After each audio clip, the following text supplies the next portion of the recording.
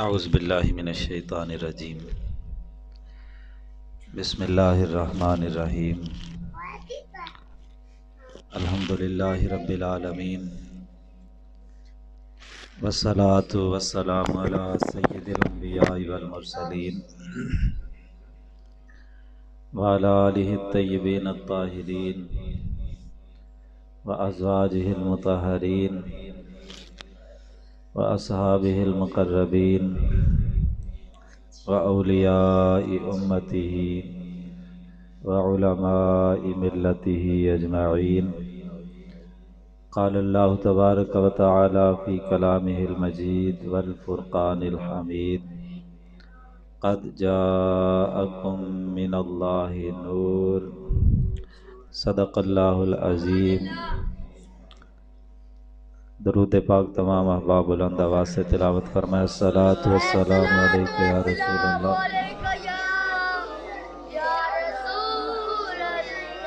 وعلی آلک و صحابک یا حبیب اللہ.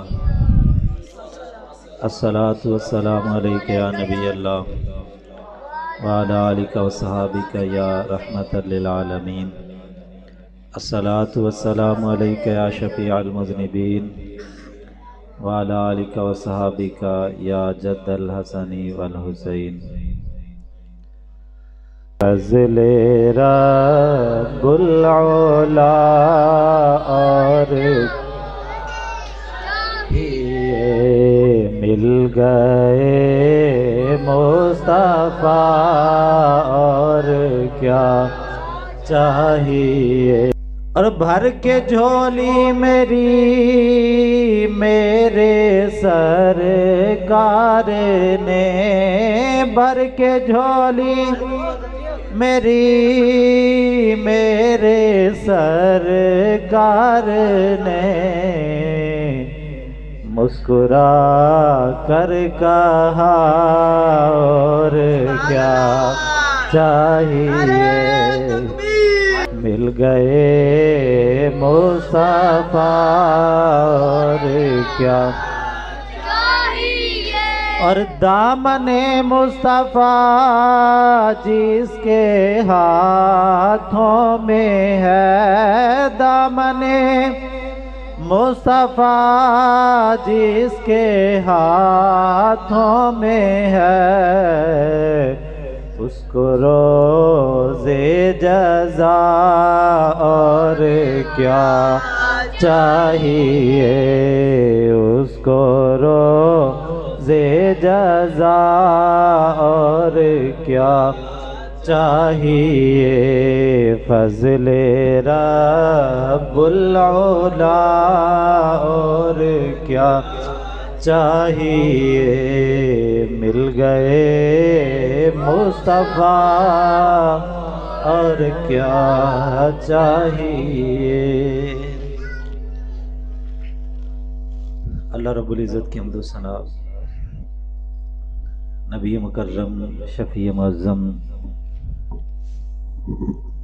ہادی دو جہاں سرور سروراں حضور سیدی و مولائی و آقائی و ملجائی احمد مجتبی حضور سیدنا محمد مصطفیٰ صلی اللہ علیہ وسلم کی بارگاہ عالیہ میں ہدیہ درود و سلام عرض کرنے کے بعد دعا ہے اللہ رب العزت قادر مطلق کے دربار میں مولا پاک میرے دل دماغ زبان اور نگاہ کو نفس اور شیطان کے شر سے اپنی کامل اور دائمی پناہ نصیب فرمائے. ہر وہ کلمہ کہنے کی توفیق عطا فرمائے جس میں خود راضی ہو اس کا حبیب صلی اللہ علیہ وسلم راضی ہوں. ہر وہ کلمہ میری زبان پہ جاری نہ فرمائے جس میں خود ناراض ہو اس کا حبیب صلی اللہ علیہ وسلم ناراض ہوں. بیان حق میری زبان پہ جاری فرمائے سن سنا کے مجھے اور آپ کو اپنی عقید عمل کی اصلاح کی توفیق عطا فرمائے. عزیز دوستو،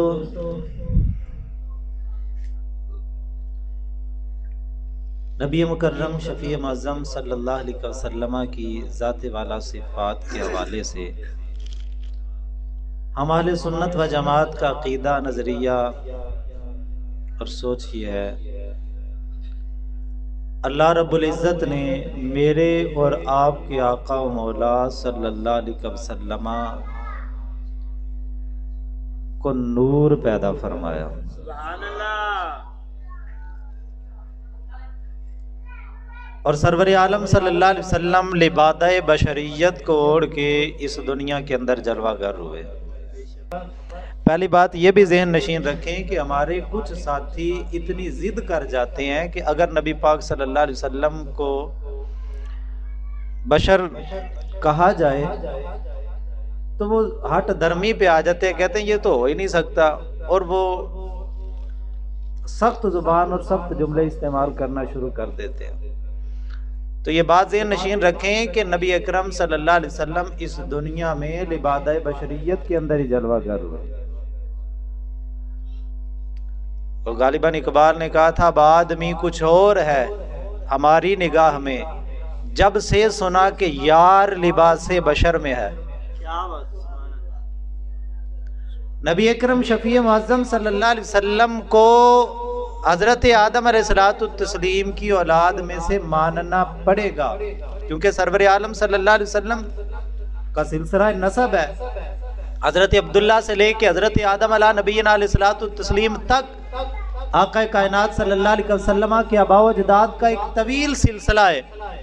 اور یہ تو الحمدللہ ہمارے سنت و جماعت کا عقیدہ ہے کہ میرے مصطفیٰ کا نور جس پشت کے اندر یا جس ماں کے رحم کے اندر منتقل ہوتا گیا، اللہ پاک نے ازل سے ان ماؤں کو بھی چن رکھا تھا، ان باپوں کو بھی چن رکھا تھا.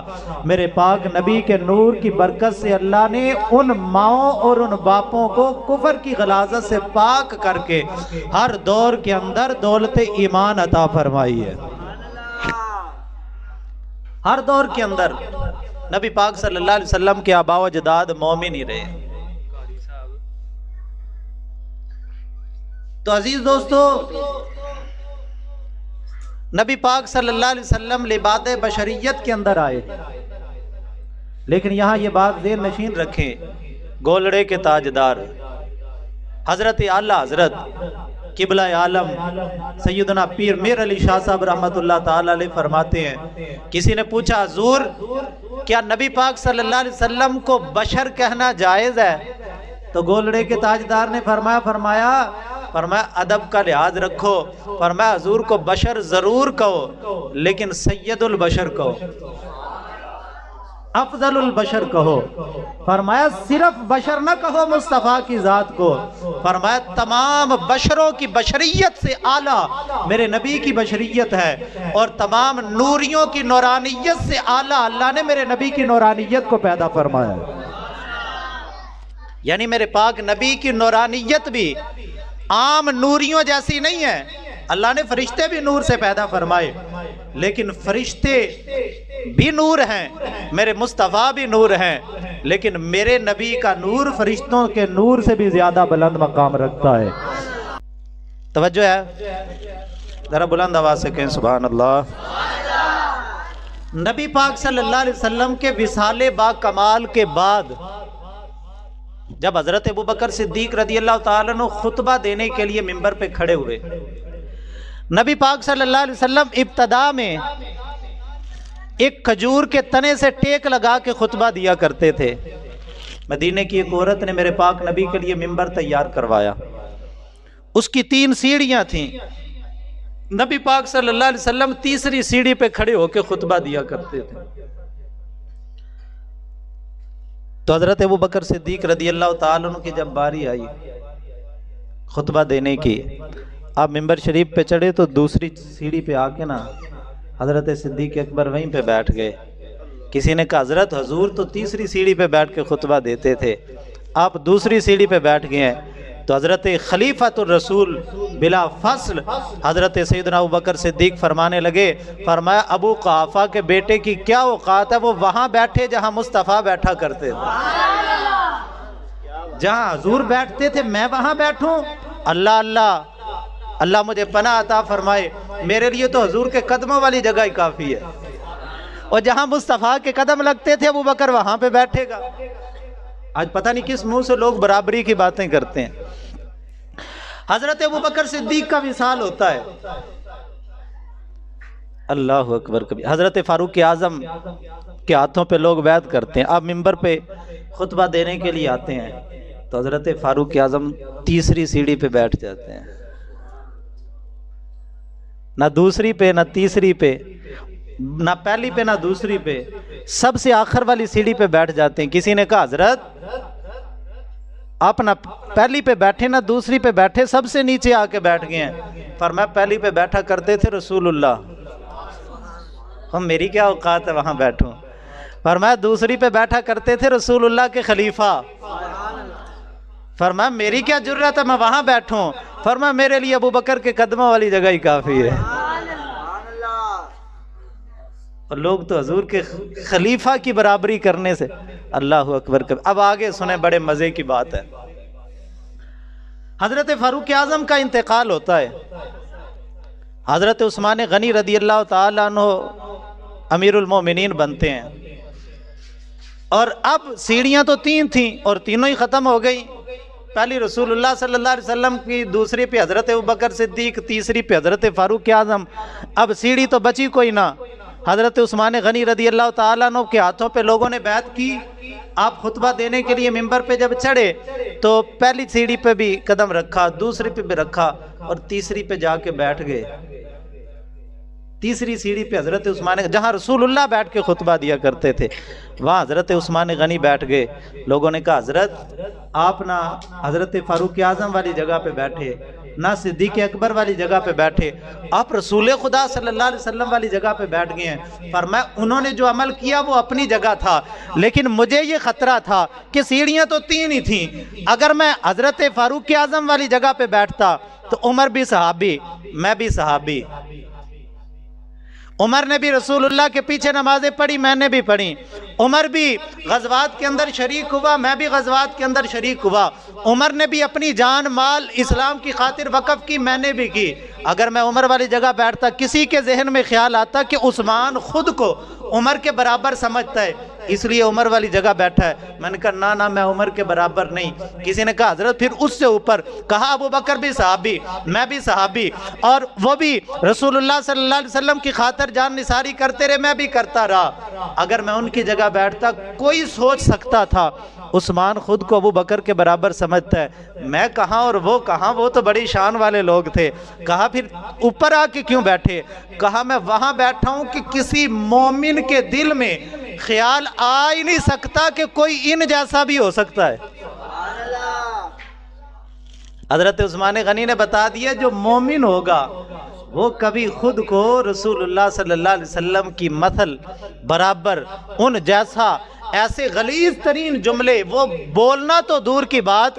حضرت عثمان غنی نے فرمایا کہ جو مومن ہوگا وہ تو سوچ بھی نہیں سکتا کہ کوئی ان جیسا ہو سکتا ہے. تو نبی پاک صلی اللہ علیہ وسلم سید البشر ہے.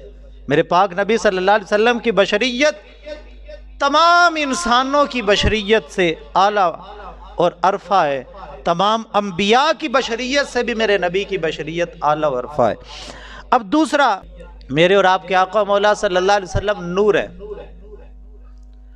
اور صحیح بخاری شریف کی حدیث پاک ہے، نبی اکرم شفیع معظم صلی اللہ علیہ وسلم نے ایک دن جماعت مکمل کروائی اور جماعت کی تکمیل کے بعد فرمایا صحابہ اتم الصفوف فانی اراکم خلف ظہری. فرمایا صحابہ اپنی صفوں کو درست کیا کرو، میں تمہیں پیچھے بھی دیکھتا ہوں. سبحان اللہ. اب یار بات عجیب ہے کہ آنکھیں ہیں، آنکھیں سامنے دیکھتی ہیں. اور یہ تو ایک اور حدیث پاک ہے، نبی پاک صلی اللہ علیہ وسلم نے فرمایا کہ تنام عینایا ولا ینام قلبی. فرمایا میری آنکھیں تو سوتی ہیں لیکن میرا دل نہیں سوتا. فرمایا اگر میری آنکھیں بند ہوں، میں حالت نیند میں ہوں، تو پھر بھی یہ نہ سوچنا کہ مصطفیٰ دیکھ نہیں رہے. فرمایا ولا تنام عینایا ولا ینام قلبی. فرمایا میری آنکھ سوتی ہے، دل نہیں سوتا. یعنی جب آنکھ بند ہو ظاہر والی، فرمایا پھر نہ سمجھنا کہ مصطفیٰ نہیں دیکھتے، میں اس وقت دل کی آنکھ سے دیکھتا ہوں. اب یہاں میں جو بات سمجھانا چاہتا ہوں وہی بات کر کے میں گفتگو کی تکمیل کر رہا ہوں. غالباً حضرت قریب پہنچ چکے ہیں. فرمایا کہ اتم الصفوف فانی اراکم خلف ظہری، اپنی صفوں کو درست کرو، میں تمہیں پیچھے بھی دیکھتا ہوں. اب یار عجیب بات ہے، آنکھ سامنے دیکھتی ہے، مصطفیٰ فرماتے ہیں میں پیچھے بھی دیکھتا ہوں۔ علماء نے اسی سے دلیل لی ہے۔ علماء فرماتے ہیں، بلکہ امام شہاب الدین خفاجی رحمۃ اللہ تعالی علیہ نے قاضی ایاز مالکی رحمۃ اللہ علیہ کے حوالے سے ان کی کتاب شریف المطامع شریف کا حوالہ دے کے آپ نے فرمایا اسی حدیث پاک کے تحت کہ یبصر من خلفہ، فرمایا مصطفیٰ جان رحمت پیچھے بھی دیکھتے تھے۔ حضور پیچھے بھی دیکھتے تھے، جیسے آگے دیکھتے تھے ویسے حضور پیچھے دیکھتے تھے۔ کہا حضور بس پیچھے ہی دیکھتے تھے، آگے اور پیچھے؟ فرمایا نہیں، صرف آگے اور پیچھے نہیں، لِأَنَّهُ كَانَ يَرَى مِن كُلِّ جِهَةٍ، فرمایا میرے مصطفیٰ ہر جہت کے اندر دیکھتے تھے، یعنی آگے بھی دیکھتے تھے، پیچھے بھی دیکھتے تھے، دائیں بھی دیکھتے تھے، بائیں بھی دیکھتے تھے، اوپر بھی دیکھتے تھے اور نیچے بھی دیکھتے تھے۔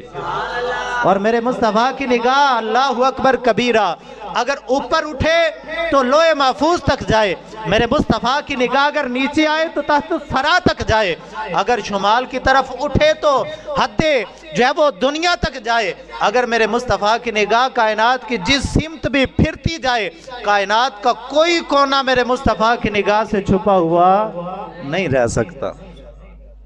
فرمایا یبصر من خلفی لِأَنَّهُ كَانَ يَرَى مِن كُلِّ جِهَةٍ، وہ ہر جہت میں دیکھتے تھے، آگے پیچھے دائیں بائیں اوپر نیچے۔ بھئی کیوں؟ امام شہاب الدین خفاجی فرماتے ہیں من حیث کان نوراً کلہ، فرمایا لوگو تمہاری آنکھ کی پتلی کے اندر رب قدوس نے ایک چھوٹا سا جو خوردبین سے نظر آتا ہے، عام آنکھ اس کو دیکھ بھی نہیں سکتی، خوردبین سے نظر آتا ہے، اس آنکھ کے پیچھے اللہ پاک نے ایک چھوٹا سا نور کا نقطہ رکھا ہے۔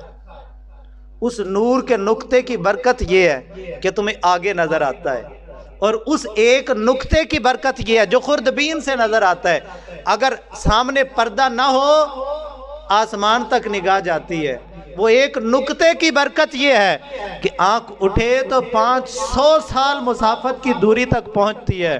تو یار امام شہاب الدین فرماتے ہیں حیث کان نوراً کلہ، فرمایا تمہاری آنکھ میں نور کا نقطہ ہو، وہ 500 سال کی مسافت دوری تک دیکھتا ہے، تو جس ذات کو رب نے سارا ہی نور بنا دیا وہ کتنی دور تک دیکھتا ہوگا۔ یعنی مصطفیٰ جان رحمت دیکھنے کے اندر صرف آنکھ کے محتاج نہیں، میرے بھائی میری آنکھ کی پتلی کے اندر نور ہے، وہ سامنے دیکھتی ہے، اور میرے مصطفیٰ سارے ہی نور ہیں۔ حضور ہر سمت کے اندر دیکھتے ہیں، ہر سمت کے اندر دیکھتے ہیں۔ اللہ اکبر کبیرہ، یہ شان، یہ عظمت، یہ مقام، یہ مرتبہ۔ اور یہ بات یاد رکھیں، صرف اس وقت حضور نہیں دیکھتے تھے کہ جب حضور زاریات طیبہ میں موجود تھے تو حضور اس وقت ہی دیکھتے تھے، اور نہیں میرے بھائی، میرے نبی کو اللہ نے ایسا نور بنایا ہے کہ قبر کی 4 دیواری اور یہ جو تھوڑی سی مٹی ہے یہ میرے مصطفیٰ کے آگے حجاب نہیں بن سکتی۔ میرے پاک نبی صلی اللہ علیہ وسلم آج بھی گنبد خضرا کے اندر جلوہ فرما ہو کے کائنات کے گوشے گوشے کے اندر اپنے پھیلے ہوئے غلاموں کی حالت کو دیکھتے بھی ہیں، ان کی فریاد کو سنتے بھی ہیں۔ حضرت امام ابو عبد الرحمن سلمی رحمۃ اللہ تعالی علیہ نے ایک حکایت ذکر کی قاضی ابو الخیر اقطع رحمۃ اللہ تعالی علیہ کے حوالے سے۔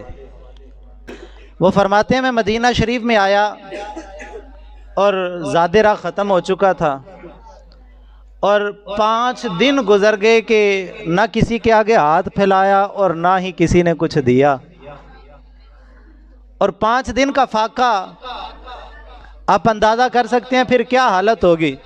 اور فرماتے ہیں کہ اسی پریشانی کے اندر ایک دن شام کے وقت میں رسول اللہ صلی اللہ علیہ وسلم کے روضہ پاک پہ سلام کے لیے حاضر ہوا، اور فرماتے ہیں پہلے نبی پاک صلی اللہ علیہ وسلم کی بارگاہ میں حاضر ہوا، حضرت محبوب خدا صلی اللہ علیہ وسلم کی بارگاہ میں سلام عرض کی، پھر ایک قدم آگے بڑھا، حضرت صدیق اکبر کی بارگاہ میں سلام عرض کی، پھر ایک قدم آگے بڑھا اور حضرت فاروق اعظم کی بارگاہ میں سلام عرض کی۔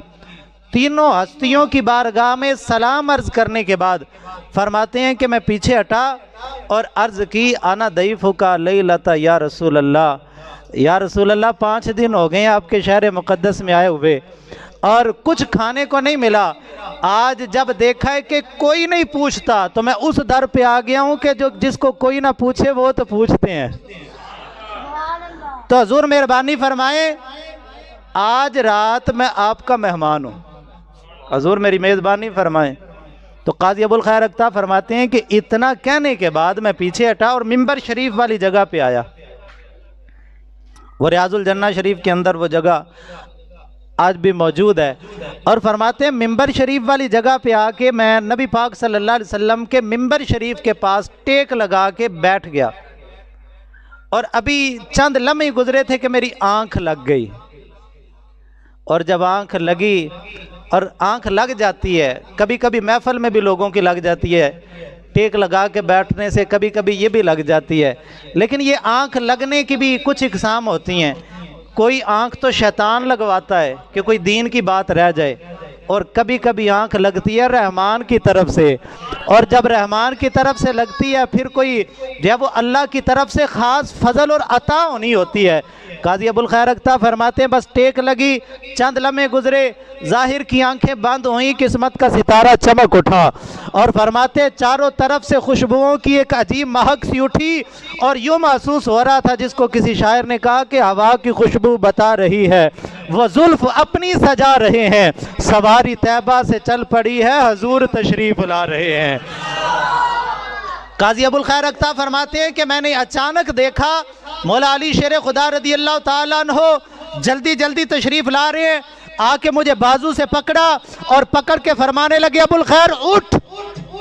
میں جلدی سے اٹھا، میں نے عرض کی لجپالا خیر ہے؟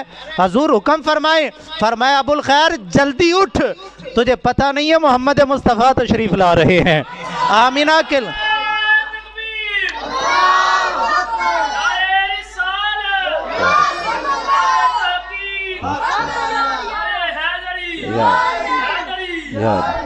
فرماتے ہیں میں جلدی جلدی اٹھا۔ وہ کسی نے کہا تھا نا ہوش کو بھی کوئی ہوش نہ باقی رہے، جب وہ آئیں تو کیا مانگنا چاہیے، ابھی تو مانگا تھا کھانا۔ ابو الخیر فرماتے ہیں بس مجھے پتہ لگا حضور آ گئے ہیں، پھر مجھے تو کوئی ہوش ہی نہیں رہی، مجھے تو سمجھ ہی نہیں آ رہی تھی کہ میں اس قابل کہ حضور مجھ پہ کرم نوازی فرمائے۔ فرماتے ہیں بس نبی پاک سے ابھی یہ سوچ ہی رہا تھا کہ جن کی حدیثیں پڑھتا رہا، جن کا ذکر سنتا رہا، جن کا نام سن سن کے اپنے سینے کو ٹھنڈ پہنچاتا رہا، اور جن کے ذکر خیر سے اپنے دن اور اپنی راتیں گزارتا رہا، ابھی میں سوچ ہی رہا تھا کہ وہ کیسا ہوگا۔ میری نگاہ اٹھی تو سامنے صدیق اکبر جلوہ گر ہو گئے، ساتھ ہی فاروق اعظم کے چہرے پہ نظر پڑی، ابھی ان کی زیارتوں میں مگن تھا۔ فرماتے ہیں میری قسمت کا ستارہ چمکا کہ محمد عربی میرے سامنے جلوہ گر ہو گئے۔ آمینہ کے لال صلی اللہ علیہ وسلم کے چہرہ والضحیٰ، وہ چہرہ جس کی قسمیں رب قرآن میں اٹھاتا ہے۔ گولڑے کے تاجدار نے فرمایا کوئی مثل نہ جانی دی، کوئی مثل نہ جانی دی، رب سونا قسم چکے جی دی چڑھ دی جوانی دی۔ قاضی ابو الخیر اکتا فرماتے ہیں میں نے جب چہرہ مصطفیٰ پہ نگاہ پڑی، اللہ اکبر کبیرہ، ہوش کو بھی کوئی ہوش نہ باقی رہے، جب وہ آئیں تو کیا مانگنا چاہیے۔ کہتے ہیں حضور جلوہ گر ہوئے، کچہری سج گئی، صحابہ ارد گرد بیٹھ گئے، حضور کے غلام، اور ان جگمگ جگمگ تاروں میں سردار کا عالم کیا ہوگا۔ حضور جلوہ فرمائیں، مصطفیٰ جان رحمت نے فرمایا ابو الخیر قریب آ۔ فرماتے ہیں میں جو ہے وہ تھوڑا سا حضور کی بارگاہ میں قریب ہوا، مصطفیٰ جان رحمت نے فرمایا اور قریب آ، حضور کی کرم نوازیاں حضور نے قریب کیا۔ فرماتے ہیں جب بالکل حضور کی جو ہے وہ گھٹنوں مبارک کے ساتھ میرا جسم مس ہونے لگا تو میں نے عرض کی لجپالا حکم فرمائیں، تو مصطفیٰ جان رحمت نے اپنی چادر مبارک سے ایک روٹی نکالی، اور روٹی نکال کے فرمانے لگے ابو الخیر یہ لے، آج تو ہمارا مہمان ہے تو میزبانی قبول کر، یہ کھانا کھا۔ تو حضرت قاضی ابو الخیر اکتا فرماتے ہیں میں نے وہ روٹی پکڑی، اور وہ ہاتھ میں پکڑی ہوئی ہے، اور میں اس سے توڑ توڑ کے کھا رہا ہوں، ایک لقمہ دوسرا لقمہ، اور کہتے ہیں کہ وہ روٹی بھی کیا کمال تھی۔ عام دنیا کی روٹی تو سالن کے بغیر نہیں نہ گزرتی پھر، لیکن وہ پتہ نہیں کیا برکت تھی اور کیا چیز تھی۔ فرماتے ہیں بس نہ ویسا کھانا نہ ویسی کوئی چیز دنیا میں نے کھائی اس سے پہلے اور نہ اس کے بعد۔ فرماتے ہیں روٹی کھاتے کھاتے آدھی روٹی میں نے کھا لی لقمے توڑ توڑ کے، اور آدھی ابھی میرے ہاتھ میں ہے. اچانک میری آنکھ کھل گئی، آنکھ کھل گئی، اور بھئی میں خواب دیکھ رہا ہوں اور میرے سامنے ہیرے جواہرات کے ڈھیر لگے ہوں. آنکھ کھلے تو کچھ ہوگا، لیکن قربان جائیں بزرگ اسی لیے فرماتے ہیں میرے بھائی، تیرے میرے خواب میں اور مصطفیٰ جان رحمت جب خواب میں آتے ہیں تو اس خواب میں اور عام خوابوں میں فرق ہوتا ہے.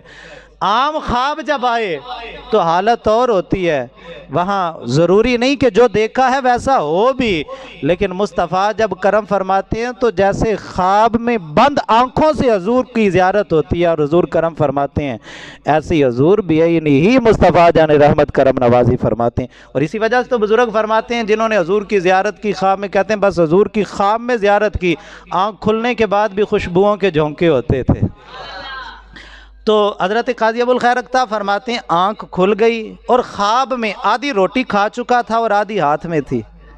آنکھ کھلی تو آدھی ہاتھ میں ہی تھی، آنکھ کھلنے کے بعد بھی آدھی روٹی ہاتھ میں تھی. کون دیتا ہے دینے کو منہ چاہیے، دینے والا ہے سچا ہمارا نبی. اور میں عرض کر رہا تھا مصطفیٰ جان رحمت ہر جہت میں دیکھا کرتے تھے، کیونکہ حضور کو اللہ نے نور بنایا، اور میرے مصطفیٰ دائیں بائیں آگے پیچھے اوپر نیچے ہر جہت کے اندر اپنی ذاری حیات مبارکہ میں بھی دیکھتے تھے. اور اس کائنات سے پردہ فرمانے کے بعد بھی آج تک بھی، بلکہ آج تک کی کیا قید ہے میرے مصطفیٰ، قیامت کے بعد جنت، اللہ اکبر کبیرہ. حدیث پاک ہے المرء مع من احبہ، ہر بندہ اس کے ساتھ ہوگا جس کے ساتھ اسے محبت ہوگی. اور حضور اپنے غلاموں کو جو غلام حضور سے محبت کرتا ہے، اگر ہم محبت کا دعویٰ کرتے ہیں اللہ حضور کے قدموں کا صدقہ ہمیں جنت میں داخل فرمائے. بلند آواز سے کہہ دیں آمین. حضور کے غلامی کی سند لے کے جنت میں چلے جائیں. تو حضور فرماتے ہیں جس کے ساتھ محبت ہے اسی کے ساتھ ہوگا. اب حضور کے اتنے غلام اور درجات میں بھی فرق، کوئی اتنے بلند درجے پہ، کوئی بالکل نیچے والے درجے پہ، اتنے غلام محبت کرنے والے، درجات میں بھی فرق. اور جنت اتنی ہے، اللہ پاک قرآن پاک میں فرماتا ہے عرضها السماوات والارض، اس کی تو صرف چوڑائی ساری زمینیں اور سارے آسمان اکٹھے کریں، اس کی چوڑائی اس سے بڑی ہے تو لمبائی کیسی ہوگی؟ اتنی لمبی، اتنی وسیع، اتنی بڑی جنت. اور میرے مصطفیٰ وہ حدیث پاک اب سامنے رکھیں کہ جس کو جس سے محبت وہ اس کے ساتھ. اب حضور کے ساتھ کس کس کو محبت، اور کوئی کس درجے میں، کوئی کس درجے میں. اور میرے بھائی میرے نبی کی ذات تو وہ ذات ہے جس کو اتنی بڑی جنت بھی میرے نبی کی ذات کو سما نہیں سکتی اپنے اندر. اور میرے مصطفیٰ کریم علیہ الصلوۃ والتسلیم اپنے ہر غلام کے ساتھ ہوں گے. وہ کیسے ہوں گے یہاں اپنی عقل کے گھوڑے دوڑانے کی ضرورت نہیں ہے. یا خدا جانے یا مصطفیٰ جانے خدا کی عظمتیں کیا ہیں، محمد مصطفیٰ جانے محمد مصطفیٰ کیا ہیں، محمد کا خدا جانے. اللہ پاک مجھے اور آپ کو اپنے عقیدے عمل کی اصلاح کی.